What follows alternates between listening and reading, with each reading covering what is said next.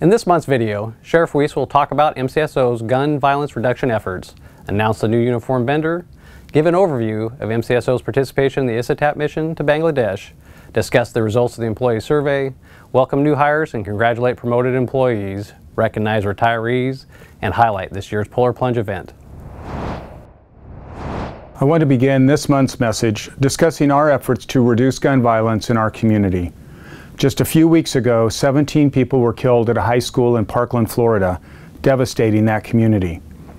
Tragedies such as this also bring back a great deal of pain here locally to survivors and families of victims of previous shootings at places such as Clackamas Town Center and Reynolds High School.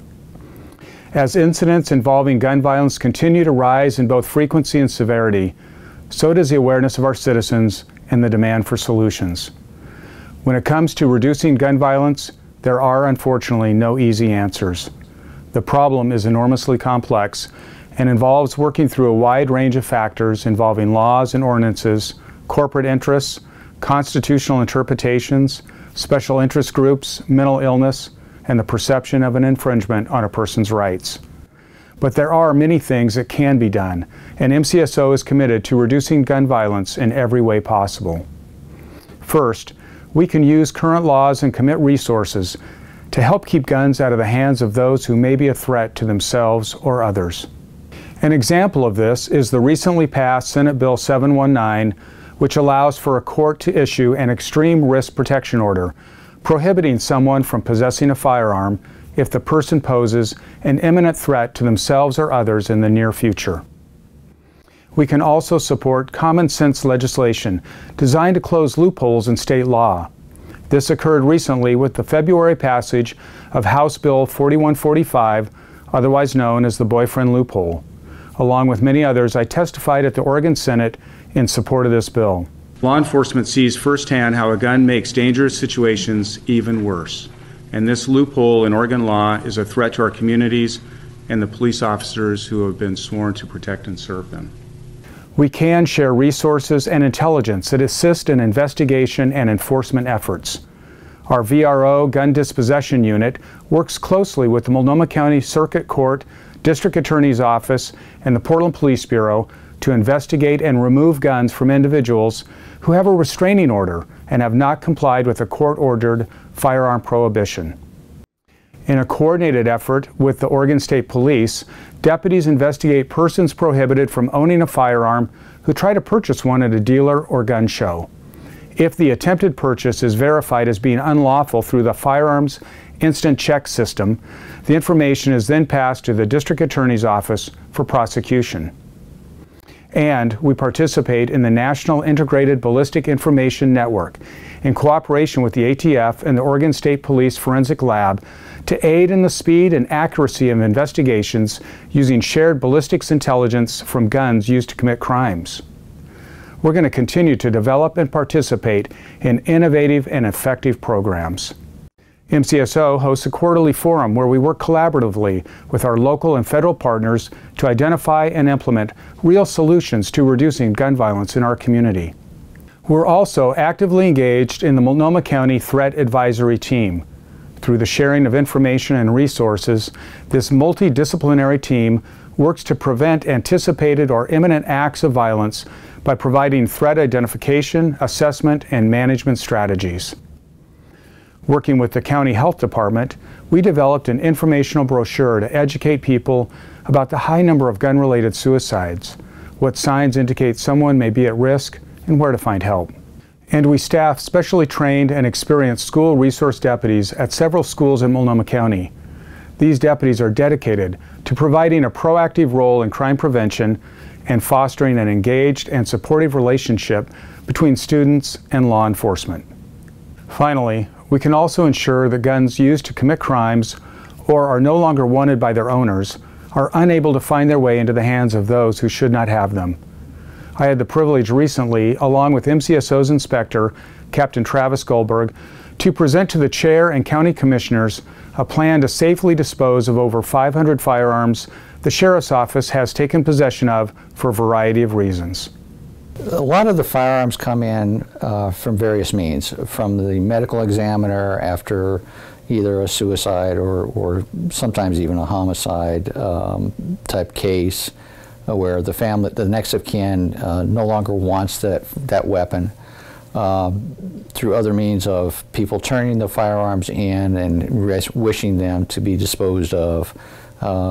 Major cases that have been court-ordered, destroyed through various means.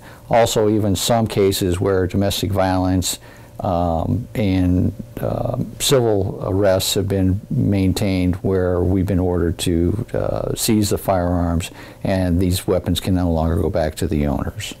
Although some jurisdictions will transfer or even sell firearms in their custody, it's our policy to destroy them. MCSO's policy is to actually destroy all firearms that come into our possession. Before doing so, however, each gun is subjected to an exhaustive inspections process which ensures that a gun is not stolen or wanted as part of a criminal investigation. All of this is guided and in compliance with Oregon law and Multnomah County ordinances. A unanimous vote was given to proceed with destruction, and the guns were later transported to a local steel manufacturer who melted them and kept the recyclable materials in lieu of payment. These are but a few of the ways in which MCSO and our partners are making meaningful contributions to reducing gun violence in our community. I look forward to new efforts in the future, and we'll keep you updated along the way.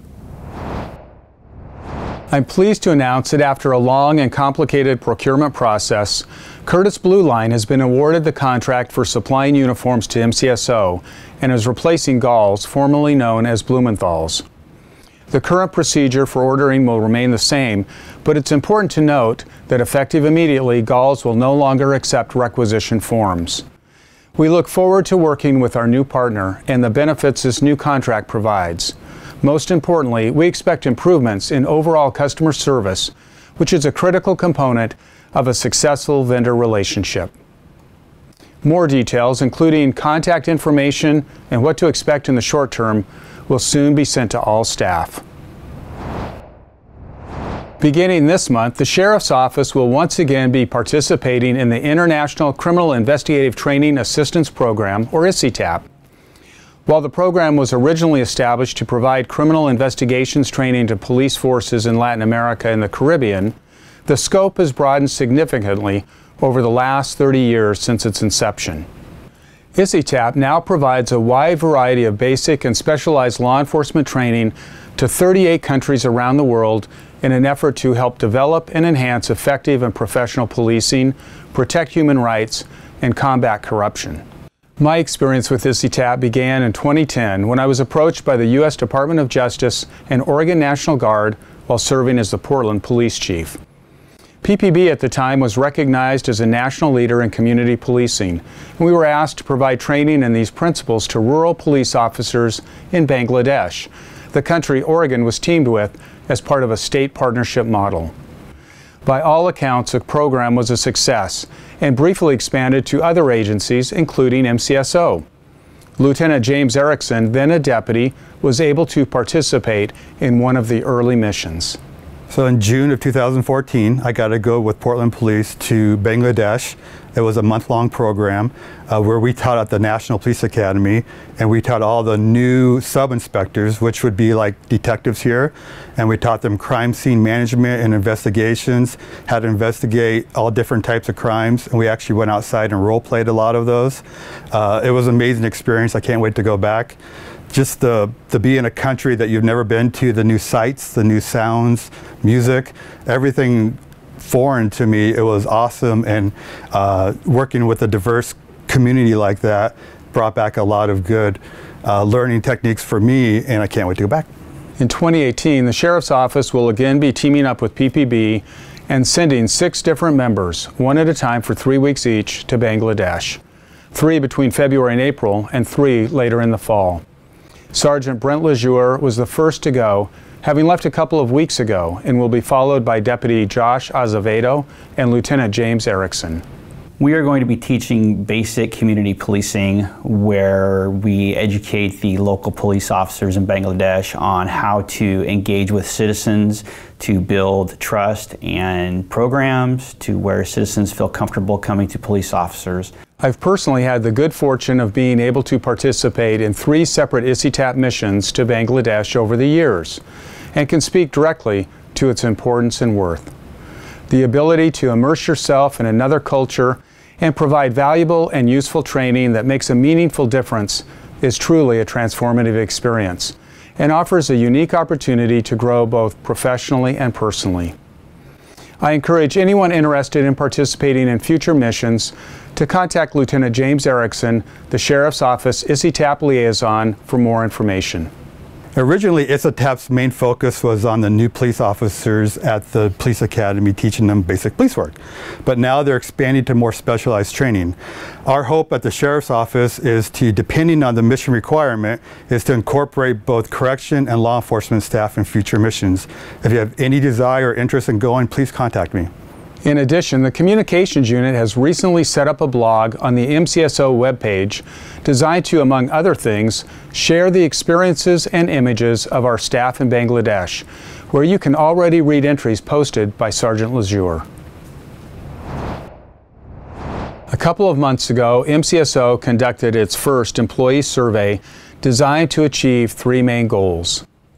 First, measure staff satisfaction with their work and the work of their fellow colleagues and the agency as a whole. Second, give employees a voice in the future direction of MCSO. And finally, identify those areas where the agency is doing well and those in which we can improve.